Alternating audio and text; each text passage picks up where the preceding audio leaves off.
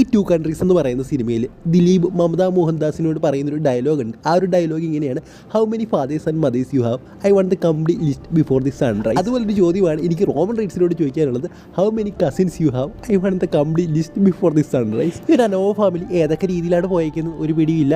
എന്തായാലും റോമൻ റൈറ്റ്സിൻ്റെ മറ്റൊരു കസിനും ഈ ഒരു സമ്മറിൽ റെസ്ലിംഗിലേക്ക് ജോയിൻ ചെയ്യുകയാണ്. അദ്ദേഹത്തിൻ്റെ പേരാണ് ജേസൺ അനോയ്. എന്നാലും റോമൻ റൈറ്റ്സും ജേസൺ അനോയും കൂടെ നിൽക്കുന്ന ഒരു പിക്ചർ അദ്ദേഹം ഇപ്പോൾ പങ്കുവച്ചിട്ടുണ്ട്.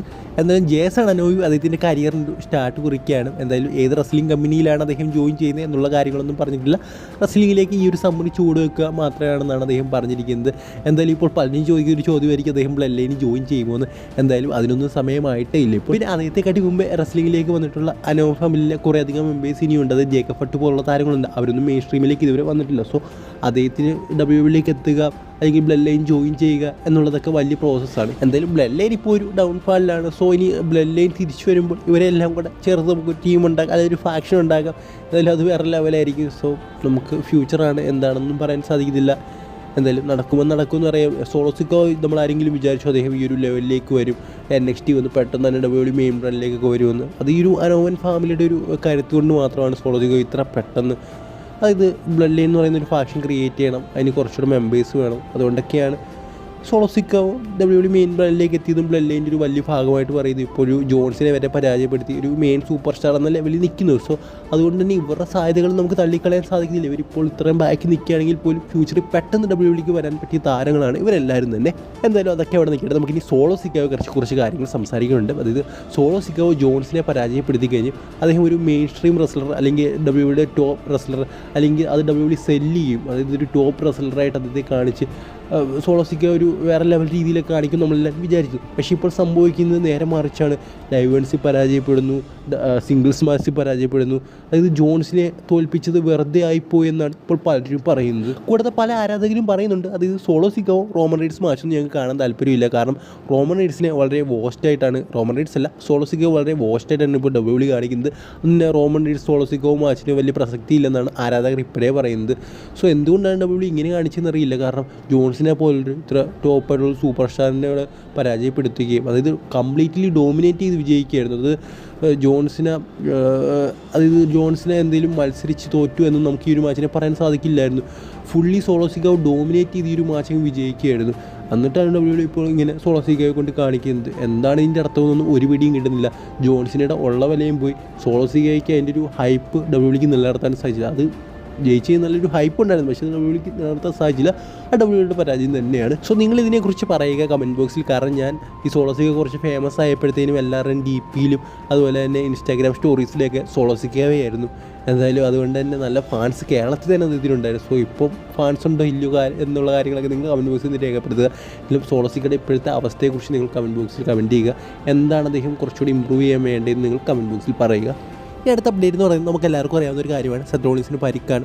അതിന് ചാമ്പ്യൻഷിപ്പ് വെക്കേറ്റ് ചെയ്യുന്നൊരു അവസ്ഥയിലേക്കാണ് പോയിക്കൊണ്ടിരിക്കുന്നത്. എന്തായാലും അത് നമുക്ക് റോയൽ അറിയാൻ സാധിക്കും. അങ്ങനെ വെക്കേറ്റ് ചെയ്താൽ ഈ ഒരു റോൾ, അതായത് മെൻസ് റോയൽ റംബിൾ എന്ന് പറയുന്നത് ആ ഒരു മാച്ച് വിജയിക്കുന്നവർക്ക് വേൾഡ് ചാമ്പ്യൻഷിപ്പ് കിട്ടുമോ എന്നാണ് ഇപ്പോൾ പലരും ചോദിക്കുന്നത്. എന്തായാലും ഞാൻ പറയാൻ പോകുന്നത് എൻ്റെ ഒരു അഭിപ്രായമാണ്. എന്തായാലും എനിക്ക് തോന്നുന്നില്ല അതായത് ഒരു മെൻസ് റോയൽ റംബിൾ വിജയിക്കുന്നവർക്ക് വേൾഡ് ചാമ്പ്യൻഷിപ്പ് കിട്ടും. അങ്ങനത്തെ രീതിയിലുള്ള മാച്ചൊക്കെ വെക്കാനുള്ള സാധ്യത വളരെയധികം കുറവാണ്. അതായത് മെൻസ് റോയൽ റംബിൾ വിജയിക്കുക അല്ലെങ്കിൽ ഏതെങ്കിലും റോയൽ റംബിൾ വിജയിക്കുക എന്ന് പറയുന്നത് മെയിൻ ഇവൻറ്റ് ചെയ്യുക, റെസൽമേനിയ മെയിൻ ഇവൻറ്റ് ചെയ്യുക എന്നുള്ളത് മാത്രമാണ്. പ്രത്യേകിച്ച് മെൻസ് റോയൽ റംബിളിൻ്റെ കാര്യം. വുമൻസ് റോയൽ റംബിൾ നമുക്കറിയാം അങ്ങനെയല്ല, ഒരു നമ്പർ 1 കണ്ടൻറ്റർ പോലെയാണ് വുമൻസ് റോയൽ റംബിൾ. പക്ഷേ മെൻസ് റോയൽ റംബിൾ എന്ന് പറയുന്നത് റോയൽ റംബിൾ മെയിൻ ഇവൻറ്റ് ചെയ്യുക എന്നുള്ളത് തന്നെയാണ് അതിൻ്റെ ഒരു ലക്ഷ്യം എന്ന് പറയുന്നത്.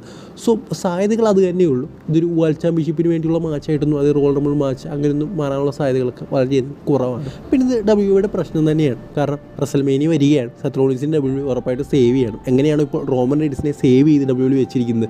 ഇതിന് പരിക്കൊന്നും പറ്റാതിരിക്കുക. റെസൽമേനിയയിലേക്ക് അദ്ദേഹത്തിൻ്റെ ഒരു മാച്ചിന് വേണ്ടി ഡബ്ല്യുഡബ്ല്യുഇ റോമൻ റൈറ്റ്സിനെ ഇങ്ങനെ സേവ് ചെയ്ത് പലയിടത്തും മാച്ച് ചെയ്യിപ്പിക്കാതെ പോയിക്കൊണ്ടിരിക്കുന്നത്. എന്നിട്ട് അതുപോലെ തന്നെ സെത്ത് റോളിൻസിനെ ഡബ്ല്യുഡബ്ല്യുഇ സേവ് ചെയ്യണമായിരുന്നു. പക്ഷേ അത് ഡബ്ല്യുഡബ്ല്യുഇ ചെയ്തില്ല. തുടർച്ചയായിട്ട് മാച്ചുകൾ ചെയ്യിപ്പിച്ചുകൊണ്ടിരുന്നു. ലൈവൻസ് മാച്ച് ചെയ്യിപ്പിച്ചു. അങ്ങനെ തുടർച്ചയായിട്ട് ജിന്ദർ മഹാളുമായിട്ട് ഇങ്ങനെ, അത് റോ എപ്പിസോഡിലൊന്നും മാച്ച് ചെയ്യേണ്ട ആവശ്യമില്ല. ജിന്ദർ മഹാളുമായിട്ട് മാച്ച് ചെയ്യണം നമുക്ക് എല്ലാവർക്കും ആഗ്രഹം ഉണ്ടായിരുന്നു.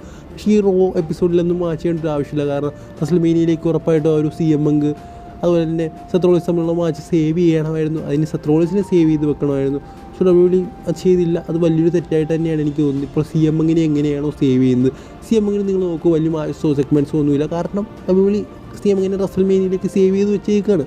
സോ അങ്ങനെ സെത്ത് റോളിൻസിൻ്റെ കാര്യത്തിലും ചെയ്യേണ്ടതായിരുന്നു. പക്ഷേ എനിക്കൊരു തെറ്റ് പറ്റിപ്പോയി. പിന്നെ സെത്ത് റോളിൻസിനെ സബ്സ്റ്റിറ്റ്യൂട്ട് ചെയ്യാൻ മറ്റുള്ള ആൾക്കാരുണ്ട്, അതുകൊണ്ടായിരിക്കും ഡബ്ല്യു അങ്ങനെ ചെയ്തതെന്നാണ് എനിക്ക് തോന്നുന്നത്. സോ നമ്മൾ പറയാൻ വന്നത് റോയൽ റംബിൾ വിജയിക്കുന്നവർക്ക് റസൽമേനിയ മെയിൻ ഇവൻറ്റ് തന്നെയായിരിക്കും, അല്ലാതെ വേൾഡ് ചാമ്പ്യൻഷിപ്പ് ഒന്നും കൊടുക്കാനുള്ള സാധ്യതകളൊക്കെ വളരെയധികം കുറവാണെന്നാണ് എനിക്ക് തോന്നിയൊരു കാര്യം. ഇതെൻ്റെ ഒരു അഭിപ്രായം മാത്രമാണ്, പ്രത്യേകിച്ച് ഇവിടെ ഒന്നും പറഞ്ഞൊന്നുമില്ല.